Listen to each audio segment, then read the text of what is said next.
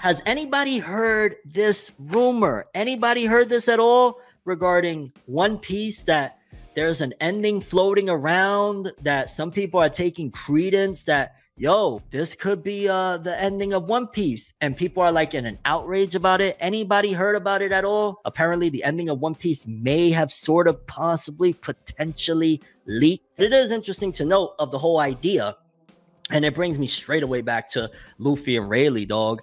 It's like, remember when Usopp was asking Rayleigh about the One Piece, and Luffy said, yo, dog, right now, what you asking about? What? That's how I feel about the ending of One Piece. And I'm sure somebody, you know, throw it in. I'm not gonna read, I ain't gonna lie, I'm gonna catch real quick, but I'm not reading that.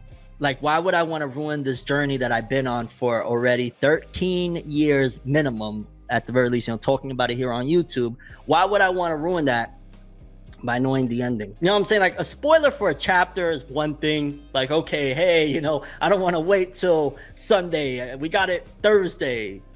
Whatever. You're impatient. Maybe patience is a little bit more rewarding. That's a whole different story. Like, it'd be like with Boruto spoilers. Admittedly, I'd be going ham when the spoilers come out, and then when I get the full chapter and I read it, I'm like, oh, it wasn't as bad as I felt with the spoilers. Different topic though. But when I saw this, and I'm seeing the uproar, and some people are saying it's fake, that this person has tried to do something like this before, but from what people are saying, it sounds like it's really detailed, and it sounds like there could be some credence or validity to it. And if it is the case, I ain't gonna lie, the only things I could think of is maybe a One Piece, a One Piece ex-editor or somebody in the staff went rogue and just decided, yo, I'm gonna drop bombs on them with this, you know what I'm saying? I'm about to let them know. So that could very well be the case. But just in general, why spoil the journey? I mean, yeah, I'm sure you can imagine to a certain degree how One Piece somewhat might end, although it's very, you know, at the end of the day, One Piece can be unpredictable. But why would you want to ruin it? Why would you want to even know the ending? It immediately took me back to that Luffy and Rayleigh situation. Like, no, dog, we about to throw hands. You know what I'm saying? Don't tell me about the ending of the story I've been following for 13 years. What? And I say this very much so with respect. A lot of fans of literature, and I'll speak in the anime and manga bubble in particular. Let me not just say literature, that's very extremely broad. But I notice a lot of times anime and manga fans, like, yo, the creators could say whatever and nobody ever questions it. And then they kind of look at Fornev like, yo, why are you even questioning that? Why not? Like, imagine right now if Eiichiro Oda said, yo, dog, it was just great the other day. I went streaking down Tokyo Avenue and, you know, it really changed a lot of lives. And it's like, well, people are just going to say, oh, yo, that's dope. Oda went and changed lives. Nobody's even going to question anything. Like, wait, what? You know what I'm saying? Like, people would just be like, oh, okay. Nobody ever questions when the creator, and that's why they use that to, and these companies, they found the loophole there of like, maybe they might not necessarily trust Piro. Maybe they might not trust Toei. They might not trust the publisher, Shueisha, but you guys trust the author, right? Y'all feel like that's the closest you're going to get to the source material because they created it. So from now on, whatever agenda we have, whatever message we want pushed, whatever we need done, we're going to go through the creatives. We started seeing that process going back to around 09-ish, 2010, when One Piece, what was a Strong World? It was a very, very big deal where Eiichiro Oda, creator of One Piece, boom, he is, yeah, he's a part of the movie. He wrote some of it, or, you know, he was major involvement. Ticket sales, oh yeah, Oda did it. How do we really know Oda did any of that? And I'm not here to say, because yeah, probably he did, but how do we know? How do we know that they just didn't say, yo, can you just draw one thing and let us use your name and we got this? And Oda was probably like, check desu ne, sore wa check, dozo yoroshiku. Like, how do we know it wasn't like that? Like, yo, I could go really down the rabbit hole and we could really talk some stuff, though. We could really talk some stuff. Like, how do we know that some of these manga artists are even real people? Like, how do we know that it's not a group of 3 or 4 people putting things together? And it's like, hey, let's hire homie, you know what I'm saying?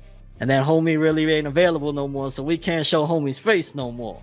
You're not going to see Oda no more because we can't hire, you know, Watanabe, the model, no more.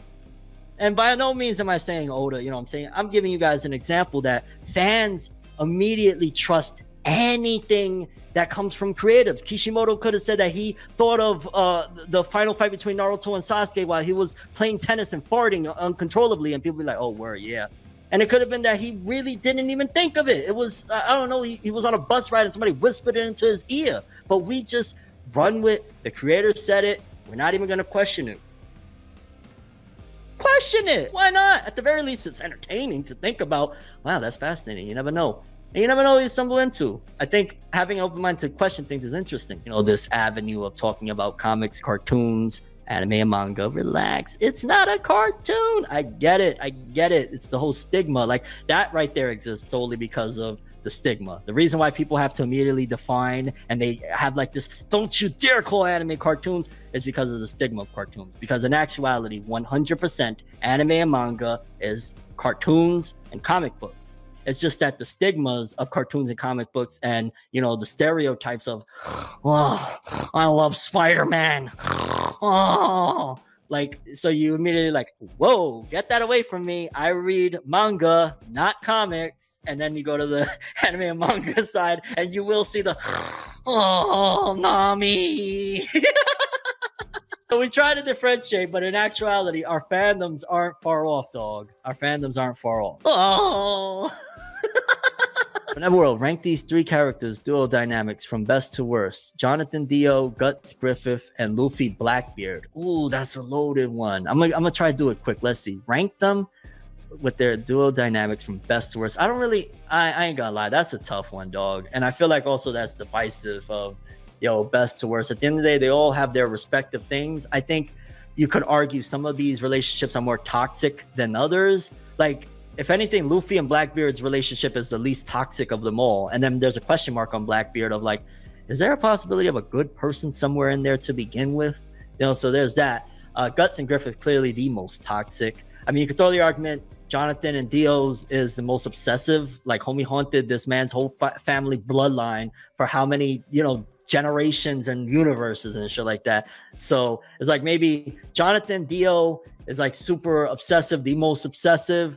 Guts and Griffith, the most toxic, messed up, and just, oh my god, what the hell, this is wild, too much.